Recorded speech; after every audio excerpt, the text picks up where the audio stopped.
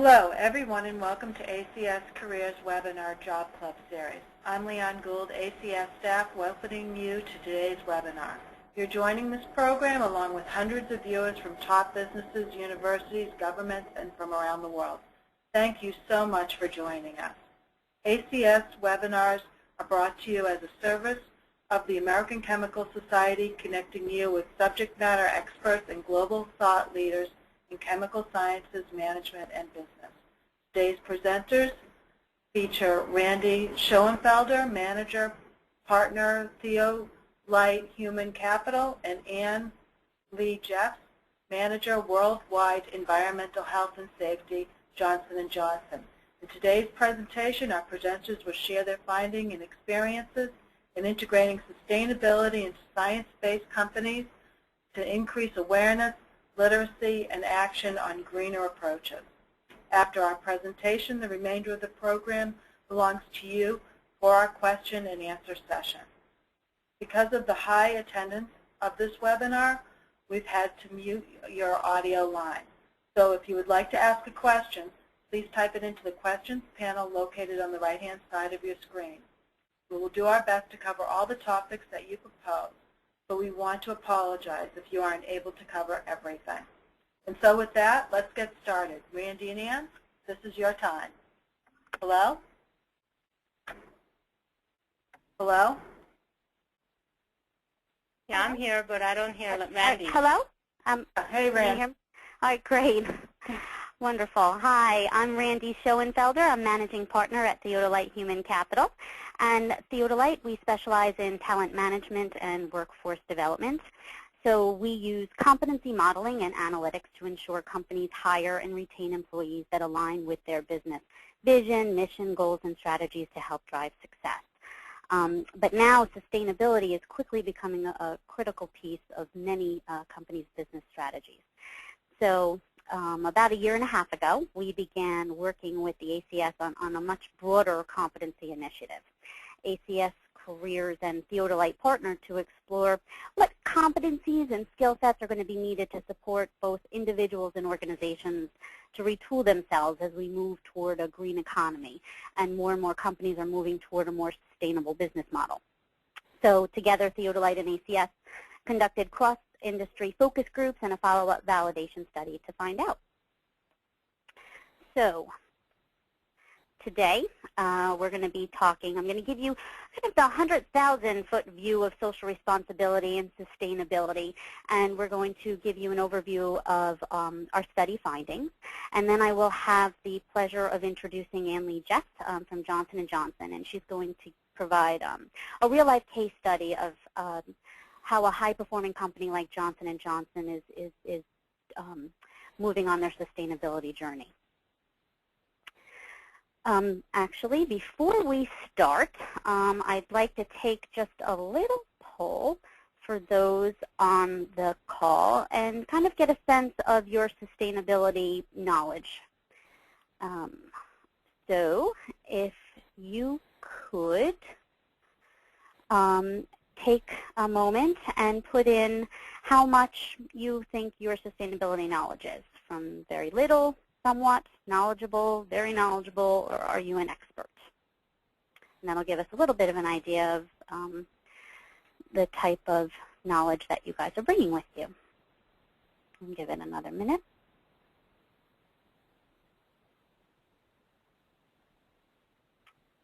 Okay. See. And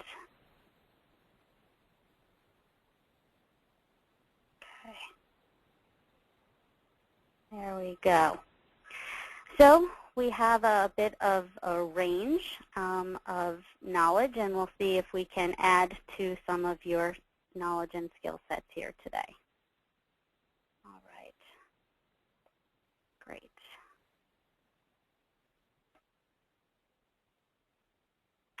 So what is a sustainable business model?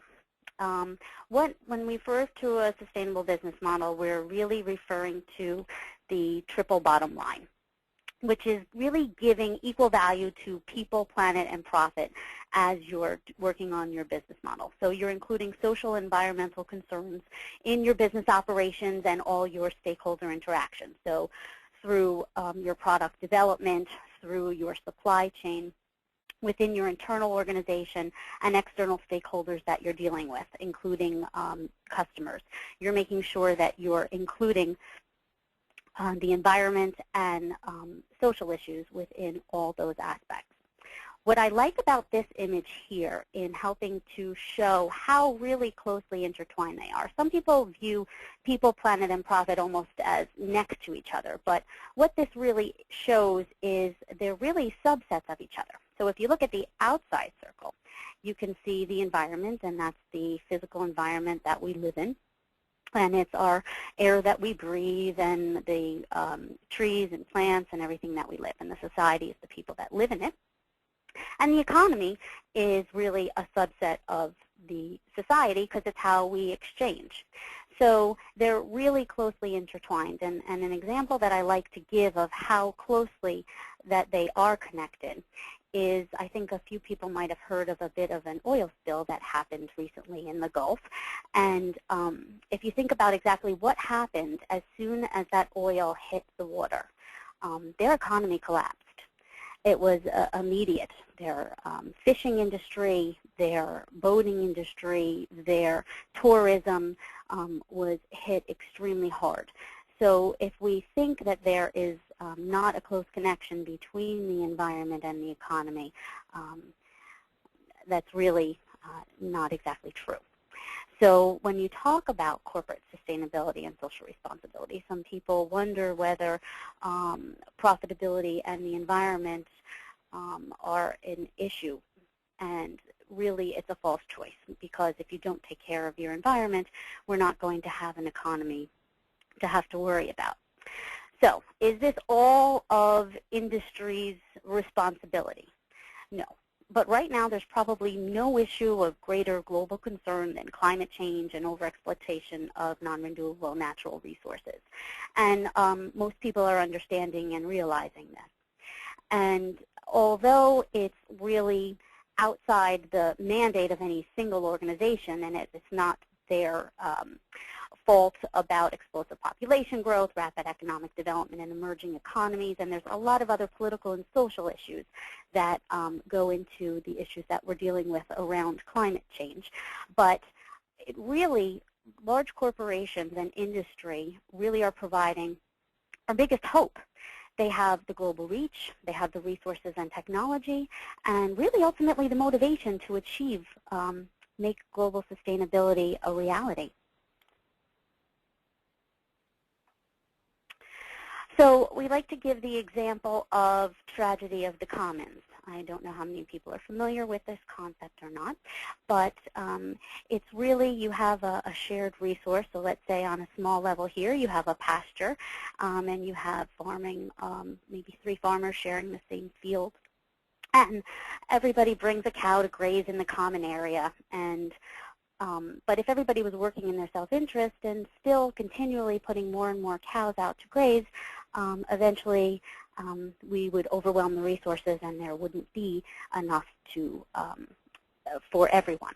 So if everyone works together, then we'd have enough shared resources for success for everyone.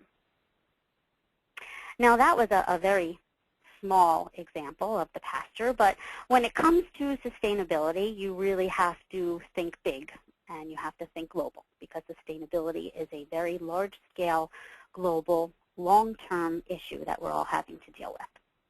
And what this is saying here is there's really 3 economies that we're really looking at when we're discussing what's impacting sustainability. You have nature's economy, which again is the natural resources that we draw from, the water, the wood, the plants that we draw from to help make our resources. We have the survival economy, which is really third world nations, and those nations really don't concern themselves with sustainability too much. They concern themselves with where they're getting their next meal. Then you have the market economy, which is how we conduct business. Those are our businesses and our corporations and our industry. And where each of them intersect, you have some issues. So where the market economy is connecting with nature's economy, you have to beware of pollution. Where the market economy is overlapping with the survival economy, you have many poverty issues that you're dealing with. Where nature's economy is overlapping with the survival economy, you have a depletion of natural resources that is an issue that we're dealing with. And when they all are combined together in the center, you can see megacities, which are just large urban populations of poverty-stricken areas. So there's things that we're doing. On the outside, you can see some issues that companies that we're looking to manage and deal with. So you have lower material and energy consumption, developing clean products and technologies, building up the skill sets of the poor and the dispossessed. We're reducing burden, reducing pollution burdens, and we're ensuring that we are managing and renewing our resources from nature's economy. There's a biodiversity issue that also has to be managed that has to do with multiple ecosystems that we're dealing with now as well, and replenishing depleted resources. So there's many things that companies and people and individuals are really working to help solve this issue at this time. One example here on the survival economy is an interesting approach that J&J is taking, and I'll like to give the example. I'm sure Anne's going to provide a lot more in-depth case study, but I'd like to just use this as an example now. In India, it's definitely a survival economy. They're always looking where their next meal is going to be coming from. There is a group of individuals who are looking to see how they can maintain and live and survive.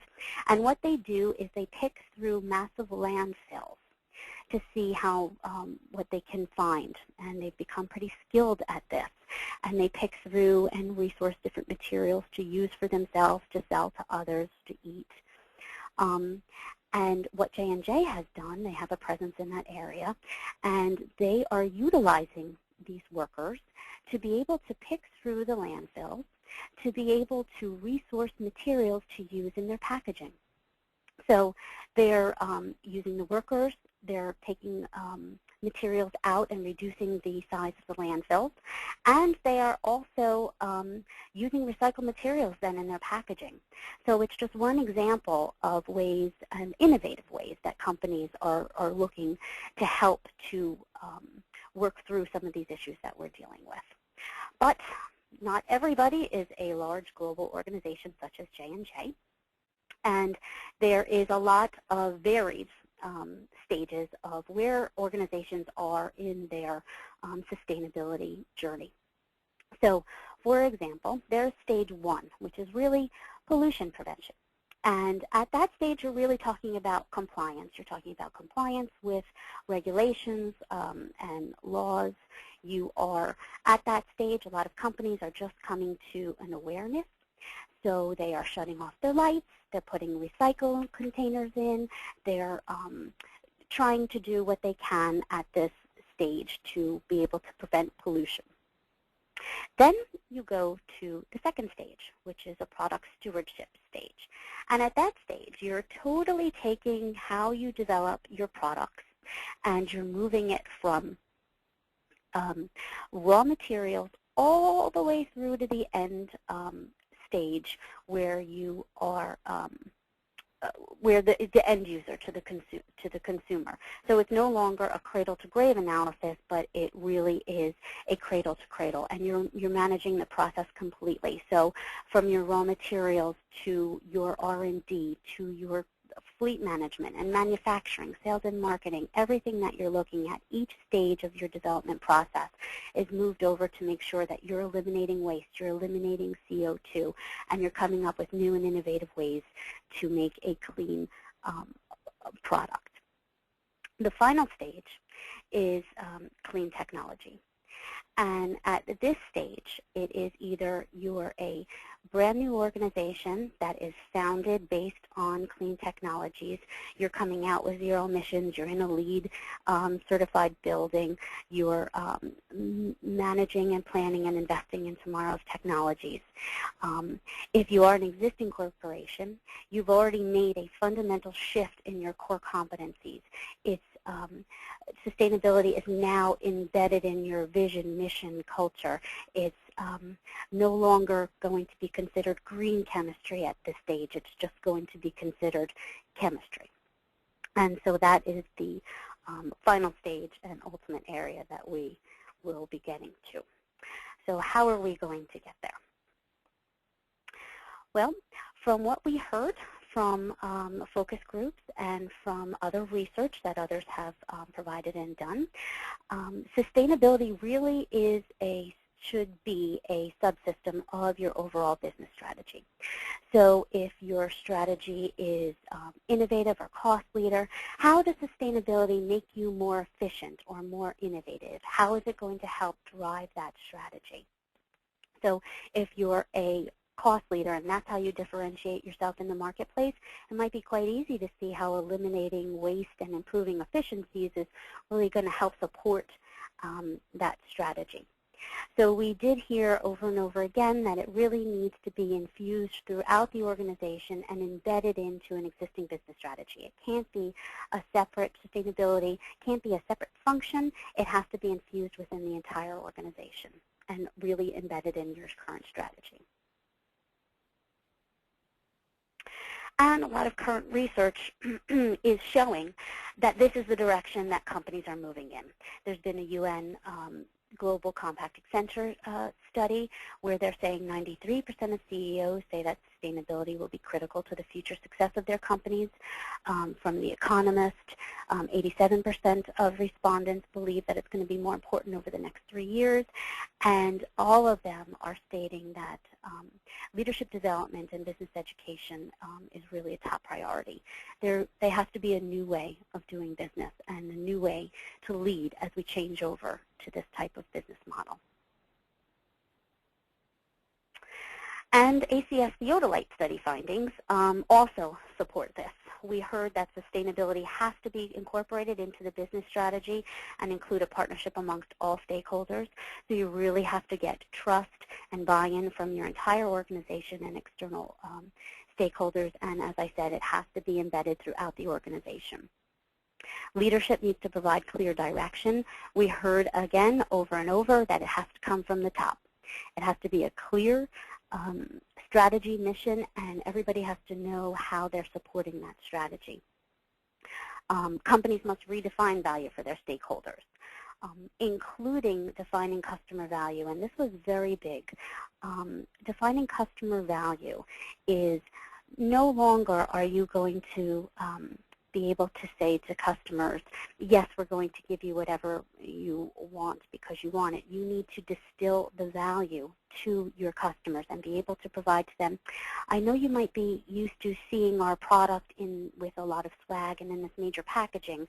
However, it requires us to use 4 more fleets of trucks to get it on the pallet, or it requires more water to use it, or if you're in the business of saying, I'm sorry, I'm no longer going to be able to give you, 30 binders of 100 pages of paper each. I'll send you a lovely PDF file, which will also provide the same value, but be a lot more efficient. And again, we must manage these critical issues to remain economically viable and globally competitive. Other countries are taking the lead on this, and we really need to step up and make sure that we are a leader in this in the global economy. Key competencies that we found are innovation and leadership are critical. So the 5 highest ranked competency behaviors we found relate to working with ideas and working with people. That we need it's a change management initiative. You need effective sustainable business strategy is a change management initiative. So for any change management initiative, you need to be flexible and adaptable. And that is definitely going to be key as we're working toward this new business model. So when we conducted our focus groups, we spoke with CEOs to individual contributors. We spoke with sales and marketing. We spoke with R&D. We spoke with all aspects of individuals from organizations. We also spoke with academics, governments, representatives, and NGOs. And we went to all of them and we said, okay, what is it going to take to support a sustainable business model? And they came up with 16 competencies. We identified 16 competencies from that and clustered them into 4 groups: working with ideas, working with processes, and working with people, and personal excellence. And the working with ideas and the leadership really came out very strong. They're saying that scientific acumen, business strategy, systems thinking, analytical, conceptual thinking are really going to be important. If you see here, the personal excellence component actually was more aligned with the social responsibility pieces of it. To be able to say, do you think social responsibility is key to business success in supporting a sustainable business model? And we sent out to a larger group of people, and we said, okay, these are the 16 competencies that people say are important. What do you think is the most important, and what do you think is the least important? And we did this in a manner where we asked them in a pattern to be able to say, okay, which do you feel is most important and which do you think is least important? And what came out was strategic and business acumen, leading change, scientific acumen, fostering responsible customer focus. These are the things that they found were supposed to be most important. And when it comes to scientific acumen, we're talking about evidence-based decision-making. This is something that no longer can we make decisions based on gut feel. What we need to do is make sure that we're making decisions based on the best data that's available to us. So these are the top competencies that they said were most important. And if you see, social responsibility is way there on the bottom. And that was a bit disheartening to us. However, when you look at this model, and the beauty of competencies is they evolve with the business environment. So right now, what business is saying is we need innovative ideas and good strategies to be able to find out a way to make a sustainable business model work for us. And then we need to lead the changeover. Hopefully, as that starts moving and people are coming up with good best practices, and companies like J&J are leading the way in coming up with some best practices areas, we'll see this social responsibility rise a little further. Now, we did do subset groups, and I'm only going to go over a couple here. But if you look at academic and non-academic comparisons, it's a little challenging to see it on one slide here. But academics viewed social responsibility as more important right now than industry did. So they gave a higher priority to social responsibility, if you remember on this before. If you were talking academics, social responsibility would be much higher. And they scored strategic business acumen and quality engineering as much less important. So that's a bit of a disparity that we're looking into exploring a little further to make sure that industry is getting better prepared workforce, and academics are preparing their students to be able to enter the workforce with what is needed. The last one that we'll touch on here is the pharmaceutical and biotech comparisons versus the rest of the industry. We had consumer products, we had energy and petroleum, academia. So this is the pharmaceutical and biotech comparison. And the pharmaceutical and biotech viewed fostering responsible customer focus as much higher than other areas, and analytical thinking, planning, and organizing as much lower. So there's other things that we're exploring around these areas, but I think that we have a good idea now of the 100,000-foot view of corporate responsibility and sustainability. And I think that now we can delve in a little bit deeper to get a real-life case study from Johnson & Johnson. So actually, let's see. I'm going to do one more poll. Let's see if I can.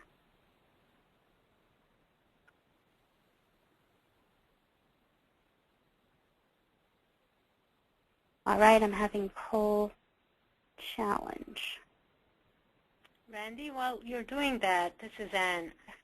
I wasn't able to log on to GoToMeeting through my iPad. I think there's some technical issues with Flash that doesn't support. So if you can advance slides for me, then I can, talk through.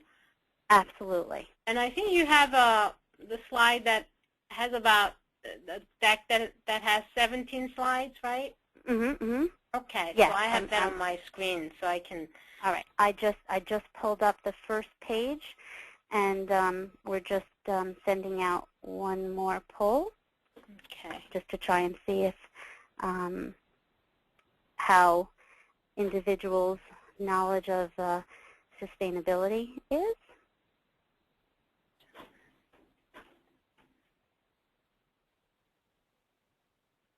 Okay. Great. And there we go. So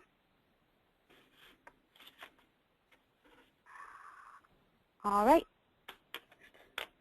Looks like we've increased a little bit of knowledge. Let's see if after Ann's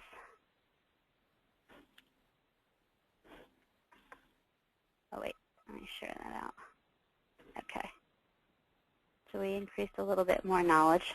Now let's see if we can okay. All right. You ready, Ann? Yep. Okay. Okay. So good morning, good afternoon, good evening. You're probably calling from various areas in U.S. and perhaps even overseas. So it's really my pleasure to join you today to talk about a case study, specifically Johnson & Johnson case study. As you know, sustainability is one of the hot topics that's on everybody's mind, whether you're in industry, government, academia, or just stay-home mom, or everybody's thinking about sustainability.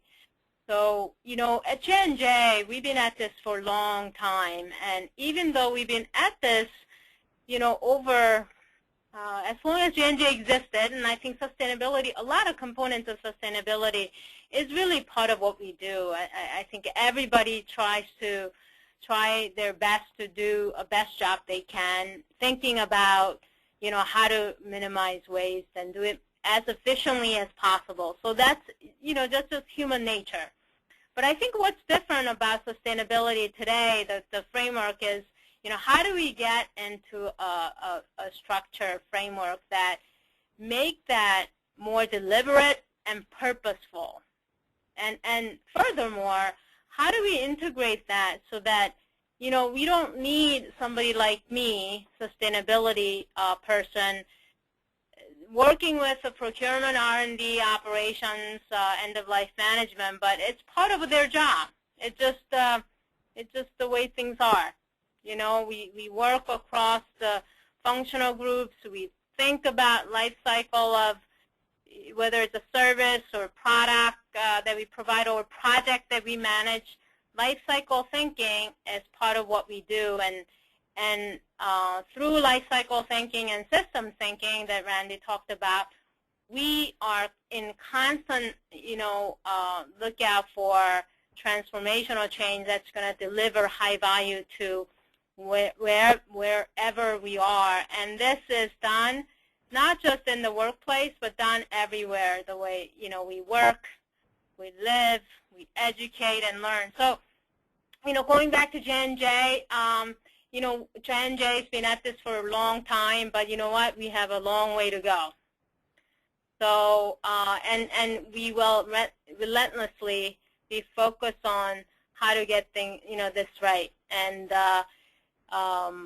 we will be partnering with organizations, groups in and out of J&J to continue to improve.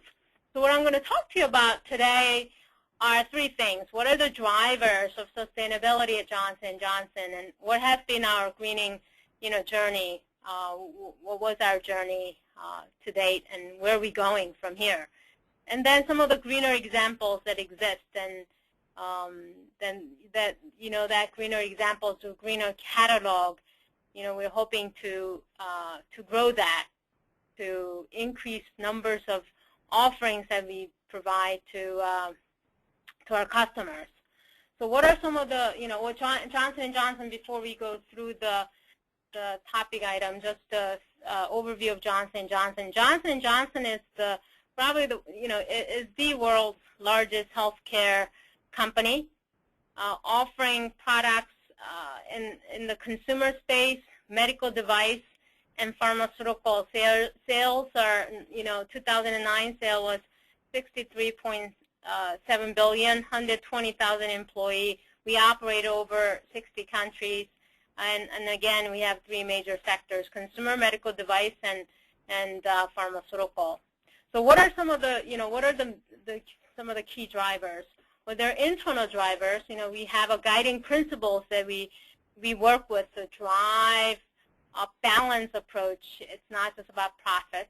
It's about, doing good to your customers, delivering good to your customers, your employees, your community, and the profit will follow. So we have our credo that sets out those key guiding principles, and we closely, live by them. And we have a specific sustainability vision: healthy planet, healthy people, healthy business, and that's going to sunset end of this year. And we are working on Healthy Future 2015 goal, which takes the framework further out to ensure that the framework reaches out not just internally, but externally, working with our communities and stakeholders. And we have a specific greener direction for our products called Earthwards, going towards Earth. So greening strategy for product has been in place over a year, and we have a number of examples to showcase our greening activities across Johnson & Johnson. What are some of the external pressures? Well, consumers are becoming more aware of, what's happening. Environmental health is now human, is human health. And when you look around you, just wherever you are, look around you, there's stuff all over, and the stuff is made out of chemicals. And some of the chemicals are of concern to the environment and human health. And there's a increasing, awareness and pressure. You're probably familiar with bisphenol A. Bisphenol A is a plasticizer that's used primarily in polycarbonate plastics, and it makes up 20 to 40% of polycarbonate, and at low doses it competes with your hormones, causing all sorts of health harms. And science is divided. There's science that says not, there's science that says yes. So it's very controversial and emotional topic. So consumers want to know what's in the product. Consumers want to have a greener product, so that's huge right now. Customers, Walmart. When Walmart says, say jump, we say how high. Walmart, with their green scorecard, greener packaging scorecard, is really leading the charge and pushing the momentum with the sustainable supply chain. NGOs, non-government organizations, Greenpeace, and Environmental Defense Fund, and other organizations are out there expressing concerns and expressing expectations, clear expectations. Regulations in this space is growing rapidly. Green procurement is a directive in the EU that prefers greener products over, just the ordinary products. So it's giving that edge, marketing edge. So these are some of the drivers. The business case is evolving. Compliance used to be the driver, and it still is a driver. But now the sustainability is a value proposition. If the companies frame it strategically, addressing the challenges with compliance, risk management, it could evolve into growing your top line, bottom line by working on your reputation. Getting at some of the concerns with your customers by perhaps removing some of the chemicals of concern or providing certain aspects that they're looking for. So business case is there for sustainability, and it's continually evolving. Someday, all of us will want, greener products, products that doesn't cause harm as the products that we would all see at the stores. There would be no room for products that cause harm, for example. So, all of us with increased awareness and literacy are going to drive supply chain, drive businesses to offer, different products, improve, greener products than what we have today. And that's to be defined. I mean, that's very gray. There's no black and white as to what greener means, and that's why there's a lot of greenwashing. So I think at the end of the day, all of us, companies and the government have to be vigilant about what they're buying, what goes into the product, what happens at the end of the life. So that whole life cycle thinking and systems thinking become critical when you are in a process purposely, deliberately trying, in the process of offering greener alternatives. Well, this is a picture. Randy, is there a picture of the garbage, the yeah, ocean I just put it up, yeah. Plastic soup? Did I include that or no? Yeah, I just put it up, yeah. Okay, that's I don't know if you heard of this plastic soup, between Hawaii and Japan. It's as big as U.S., continent of U.S. that just collects this plastic garbage and just, it's like a vortex. It's, circulates around and around, and it's perturbing. And so, when you look at everything that we use and we have, a lot of them end up in landfill, and a lot of them wash down to the ocean, and some of them get collected there. So again, I talked about our credo, our vision. I'm not going to go into more details. We have J&J has a firm sustainability culture that's been developing, over 30, couple of decades, starting with in 1990s pollution prevention, focus on, going upstream from end of pipe to look at some of the opportunities up front in the research area, and then, continuing on to expand on the strategy to add design for environment and adding, additional goals. And as you can see, we have goals on product stewardship, transparency, biodiversity, environmental literacy, compliance, traditional areas, water use, paper and packaging, carbon dioxide reduction, waste, and external manufacturing. You know, J&J have been very successful in our greening strategy. These are some of the accomplishments. We are #1 largest corporate fleet. We have, largest corporate fleet of hybrid vehicles in U.S. We are #2 largest corporate user of on-site solar energy. We received EPA Green Power Leadership Award 6 consecutive years, and so on and so forth. I mean, you can read that. We do get recognized externally on our accomplishments. Again, going back to the theme of the environment. The environment is the ultimate human health issue. As everything we do, everything that's around you, basically, somehow one form or another ends up in the environment. When you manufacture, less than 10% ends up in the product, and 90% go into waste. And that even 10% that's in the product, ultimately, that ends up someplace, and very little gets recycled, repurposed.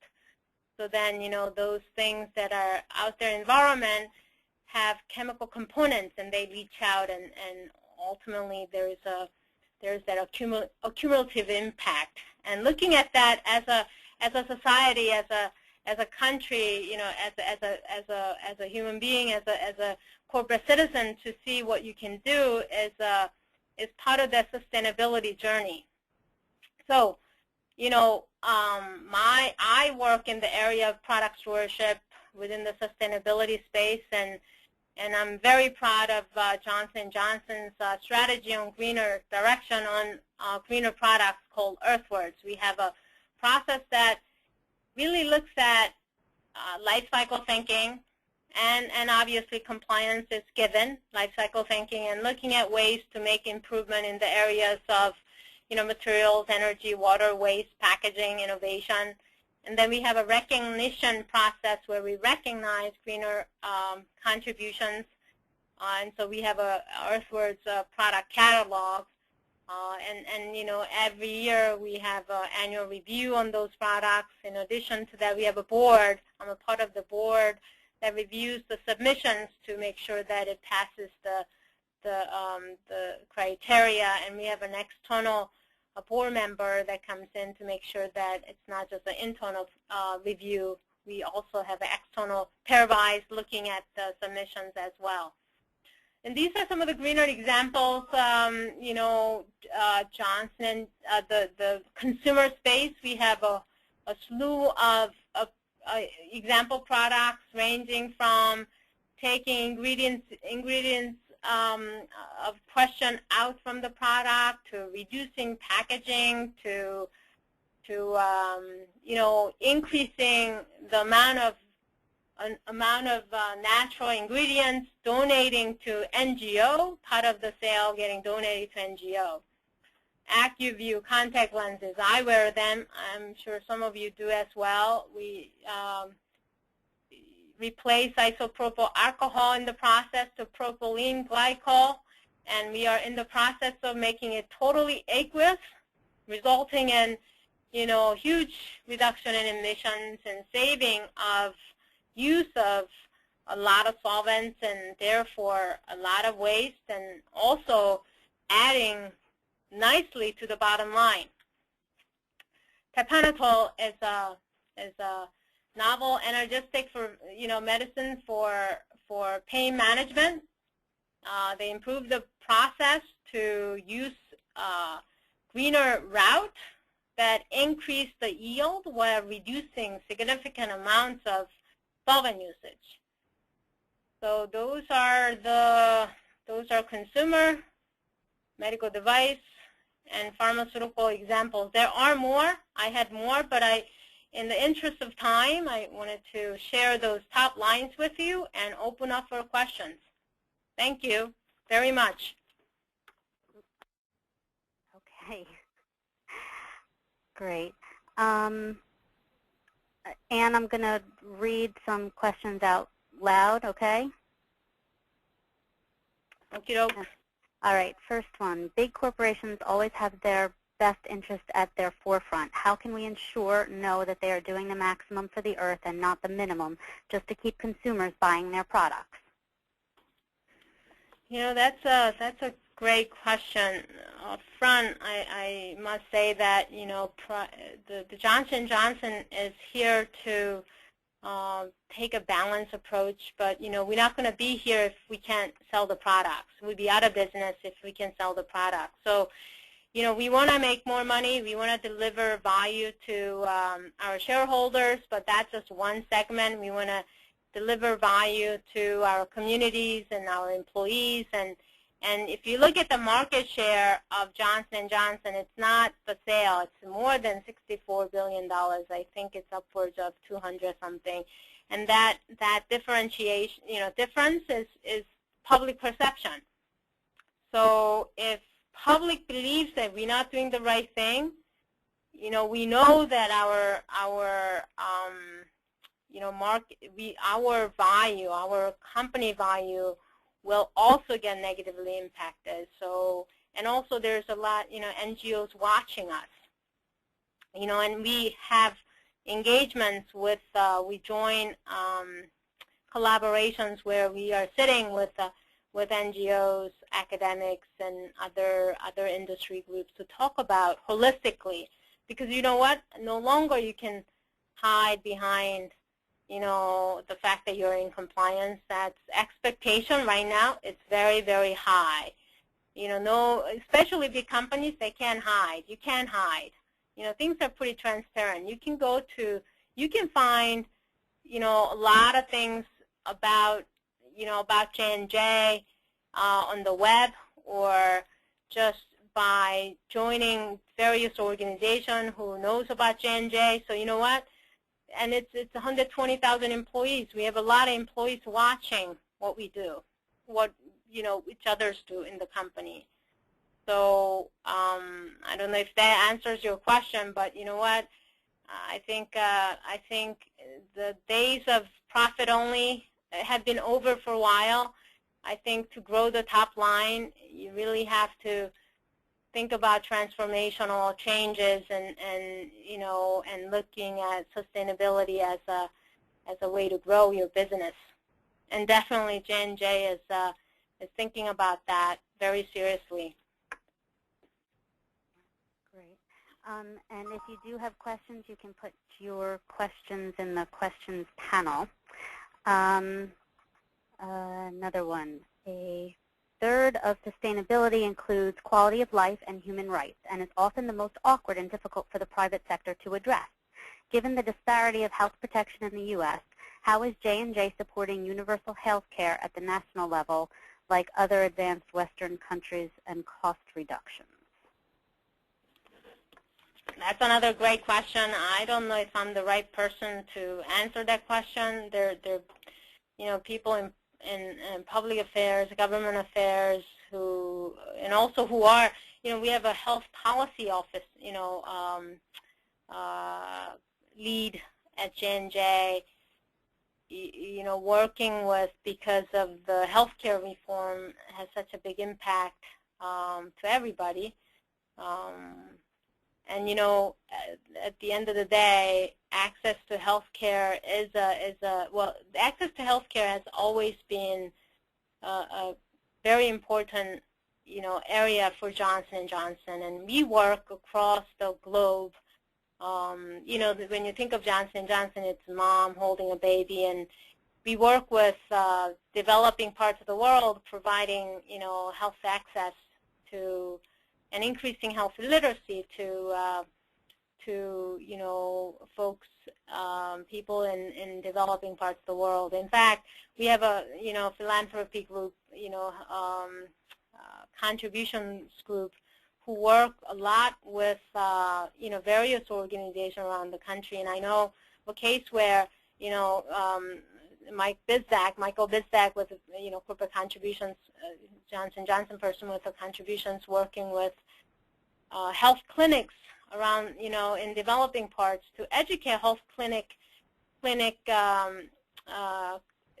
know, doctors in working the health clinics, because they don't really have a business managers to to develop, business curriculum to teach them about how to run a clinic successfully so that they don't go out of business. So, we try to do what we can, and there's a, obviously it has to be balanced approach, the profit and giving and doing the right thing. It's making money is doing the right thing for private sector. That's part of it. That's part of the equation. And so it's a lot of balancing act, and there's a lot of people at J&J working in that space. Great. And what is J&J doing to ensure their supply chain is green? Is it measurable, and is it being audited by J&J? Yeah, we had an external manufacturing program for a long time, for many, many years, since, before I came here 5 years ago. And so, supply chain consists of, everything that makes, that plays in the make arena. So the procurement, raw material, all the stuff that we buy, and then the make system, which is we make some things in our facilities. We externally manufacture some other stuff, so that whole picture becomes our make system, our supply chain. And risk management is very critical in order to run our business. We have to, and anything that happens within the procurement or external manufacturer or with our on site can jeopardize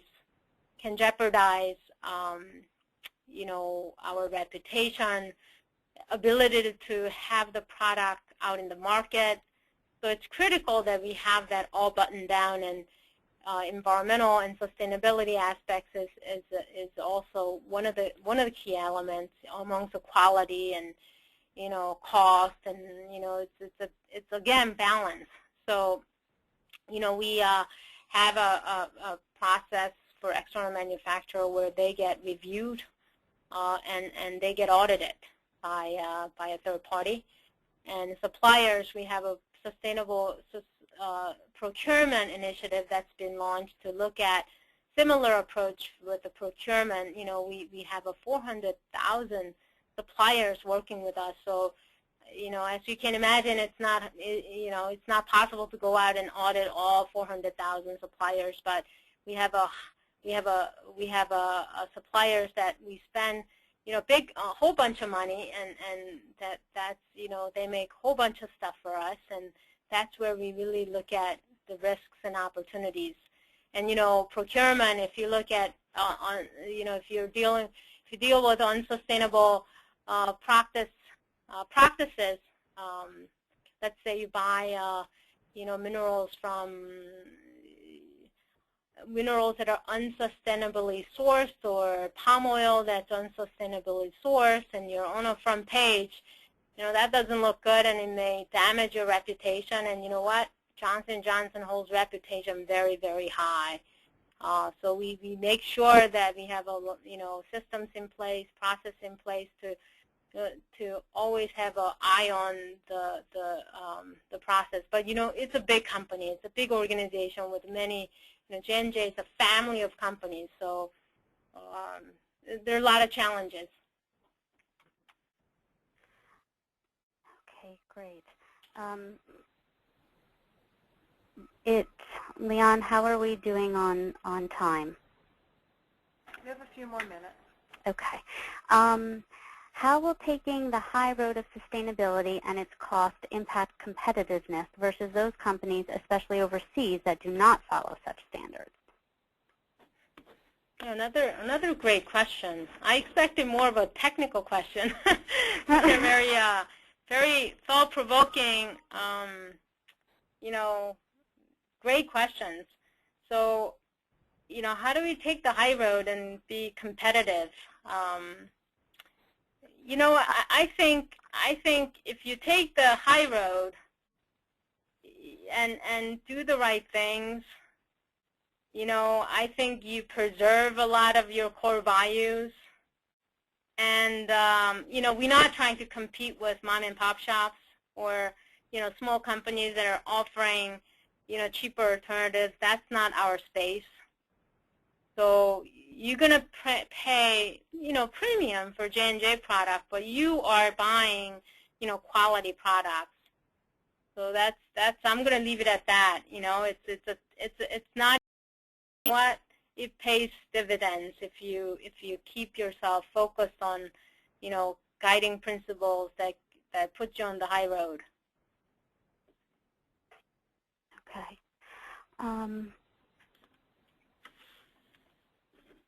All right. Are there any specific products J&J has taken off the market because of a direct or indirect negative impact on the environment? No, not to this day, knock on wood. Great. Okay, well, I think we are coming to the close. I did see a couple of other questions come in that were around competencies specifically to J&J, and just to let everyone know, Ann and I are doing a more competency-specific webinar next month, where we're going to be talking about technical skills and leadership skills that are going to be needed to support sustainable strategies, and we might be able to answer a bit more of those questions in that time frame. Okay, thank you, Randy and Ann, for this insightful presentation and discussion. And thanks for everyone for joining and participating. Again, our next ACS webinar for technical and leadership skills to advance your sustainability toolkit is offered on October 12th from 1 to 2 p.m. Eastern Time. And you can register on our website at www.acs.org/careers. As you exit this webinar, please remember to complete the short survey. Also remember that you will receive an email from us within 48 hours containing a link to the recording of today's presentation. That's a wrap, and thank you very much, everybody, for your time. Have a great day.